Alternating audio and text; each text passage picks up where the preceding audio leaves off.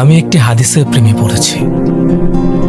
আপনি যখন নিজ কক্ষে নীরবে কান্না করবেন, আল্লাহ তখন ফেরেশতাদের উদ্দেশ্য করে বলেন, কোন জিনিস আমার বান্দার চোখে পানি আনলো?